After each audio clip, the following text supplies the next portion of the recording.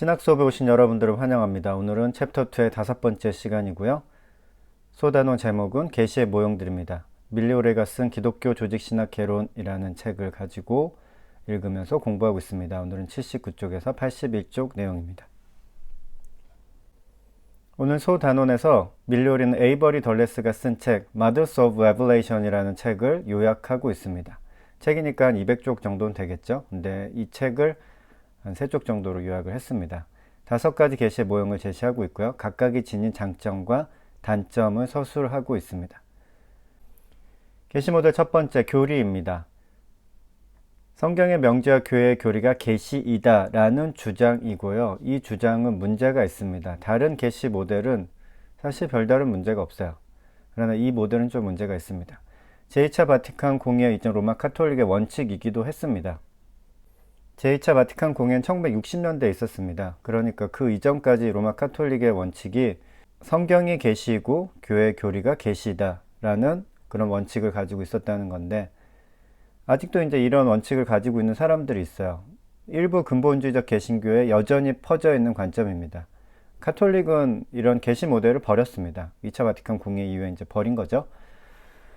그런데 이제 일부 개신교에서 이제 이런 모델을 가지고 있는데, 이것은 아직 이제 업데이트가 안 된 거죠. 업데이트가 1960년 이후로 이제 업데이트가 안 된 겁니다. 사실 그 이전에도 업데이트가 되려면 얼마든지 될 수 있었는데, 카톨릭이 좀 느리잖아요. 워낙 큰 조직이다 보니까. 그러니까 1960년대에 이제 게시 모델을, 이전에 있던 게시 모델을 버린 건데, 사실 개신교는 조금 더 카톨릭보다는 조직이 느슨하고 훨씬 더 업데이트가 되기 편한 그런 조직이긴 한데, 아직도 이제 이런 모델을 가지고 있는 사람도 있습니다. 이거는 좀 문제가 있어요. 왜냐하면 계시가 지식이나 지식 체계라는 주장인데, 이렇게 되면 이제 어떤 지식이나 지식 체계를 열심히 지키는 수밖에 없어요.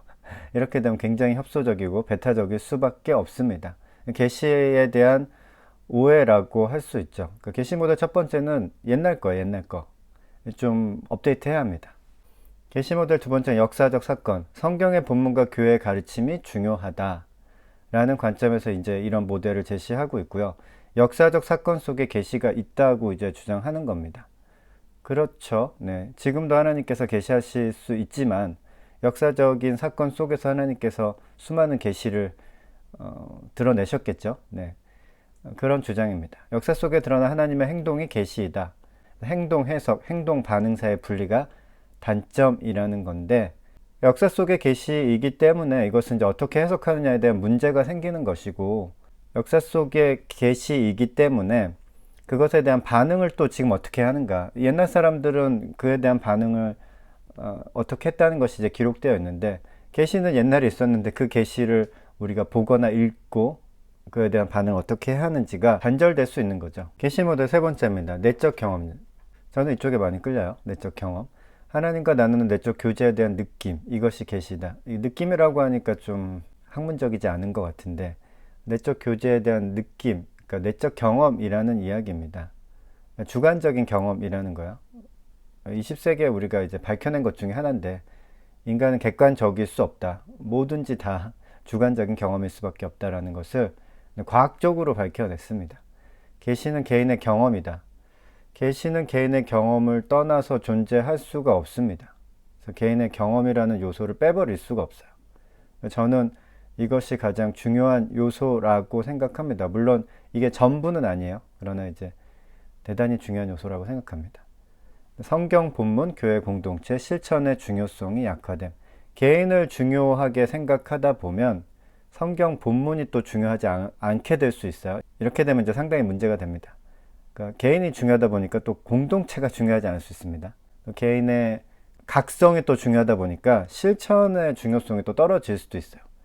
이런 점들을 보완해야 할 필요들이 있습니다. 성경 본문도 중요하고 교회 공동체도 중요하고 실천도 중요합니다. 너무 내적인 경험만 강조하다 보면 이런 연결고리들이 끊어질 위험들이 있는데, 이것들은 보완할 필요가 있어요. 이것들이 끊어지니까 내적 경험으로 생각하면 안 된다 라고 주장하면 안 될 것 같습니다. 제가 쓴 책입니다. 사랑해설. 예수가 그린 사랑. 예수의 비유로 풀어본 사랑 이야기입니다. 12개의 챕터로 되어 있고요. 예수님의 비유에 관심 있으신 분은 꼭 읽어보면 좋습니다. 그리고 같이 성경을 읽으면서 비유를 보면서 사람들과 대화할 수 있는 질문을 제공하고 있습니다. 알라딘 온라인 서점에서 구매할 수 있습니다. 계시 모델 네 번째, 변증법적 현존입니다. 저는 이 변증법이란 말이 참 어려운 것 같아요. 두루두루 살펴본다 이런 뜻입니다. 변증법이라는 것은 dialectical presence라고 영어로도 어렵죠. dialectical이란 말 자체도 이제 두루두루 살펴본다는 이야기입니다. 성경과 교회의 선포 플러스 개인의 경험입니다. 변증법적 주장은 보통 다 이런 식이죠. 1 플러스 1 형태가 많습니다. 뭐 1 플러스 1 플러스 1 플러스 1 계속 들어갈 수도 있는데, 하나님의 말씀을 인간의 말로 정확히 담을 수 없다는 한계를 인정을 하는 겁니다. 그러니까 성경과 교회의 선포가 계시라는 주장은 하나님의 말씀을 인간의 말로 정확히 담을 수 있다고 이제 전제하면서 이제 선포하는 건데, 그 한계성을 인정해야 한다고 주장하는 모델입니다. 초월, 자유, 유한성, 한계성을 고려한 것이 장점입니다. 성경과 교회의 선포는 이제 초월이고요. 개인의 경험은 자유죠. 성경과 교회의 선포가 가지는 유한성과 한계성을 고려한 것이 장점이죠. 인간의 말이 하나님을 다 담을 수 있다? 이런 주장은 교만한 주장이죠, 사실. 그러니까 성육신을 실제로 이해하기 어렵다. 이게 좀 단점이라고 하는데, 이거는 단점이라고 제가 볼 때는 말하긴 좀 어려운 것 같아요. 초월이 내재가 된 건데, 일종의 초월적인 하나님이 이 세상에 이제 오신 건데, 그거를 이해하기 어렵다는 것이 이제 변증법적 현존의 단점이라고 하는데, 이거는 억지로 만들어낸 단점이 아닌가라는 생각이 저는 듭니다. 계시 모델 다섯 번째는 새로운 인식, 변혁을 초래하는 새로운 인식이 이제 계시이다 라는 주장입니다. 계시가 가지고 있는 기본 의미를 잘 살린 거죠. 그러니까 성경이든 아니면은 뭐 일상생활 속에서든 아니면 자연에서든 하나님이 드러날 수 있잖아요. 그래서 새로운 인식이 생기는 것이 결국 계시이다. 하나님의 드러남으로 인한 의식의 비약이 일어나게 됩니다. 계시 모델 다섯 번째가 주장하는 건 그런 것이죠. 그리고 적극적인 실천을 강조합니다. 내적인 경험을 강조할 때랑은 조금 다르죠. 계시 모델 다섯 번째는 내적인 경험을 강조하는 계시 모델 세 번째 경우에도 사실 실천을 강조할 수도 있잖아요, 보완해서. 근데 계시 모델 다섯 번째랑 좀 차이를 두기 위해서 그렇게 한 것 같고요. 성경과 전통, 교리는 사라질 수 있다. 새로운 인식만을 너무 중요하게 생각하다 보면 계시 모델 세 번째랑 비슷하죠. 성경이나 전통, 교리는 새로운 인식을 방해할 수 있잖아요.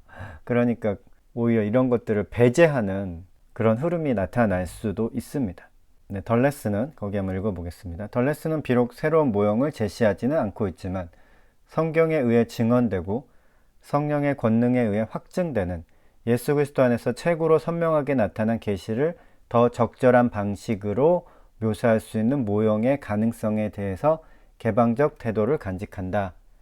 열린 결말을 했다는 건데 좀 비겁합니다. 제가 봤을 때는 뭔가 주장을 하나 해주면 좋은데, 계시는 끝나지 않았다. 뭐 그런 식으로 열린 자세를 취하면서 책을 마친 것 같습니다. 제가 이제 5가지의 계시 모델을 보면서 느낀 거는 첫 번째 모델은 문제가 있어요. 그 나머지는 잘 생각해 보면 이런 걸 계시라고 할 수 있구나 하고 받아들일 수 있습니다. 첫 번째 모델, 교리 모델. 이 모델은 1960년대 바티칸 공의회, 2차 바티칸 공의회 때 로마 카톨릭에서도 이제 폐기된 모델이라는 것을 기억을 하면 좋을 것 같습니다. 계시의 5가지 모형들에 대해서 알아봤습니다. 들어주셔서 고맙습니다.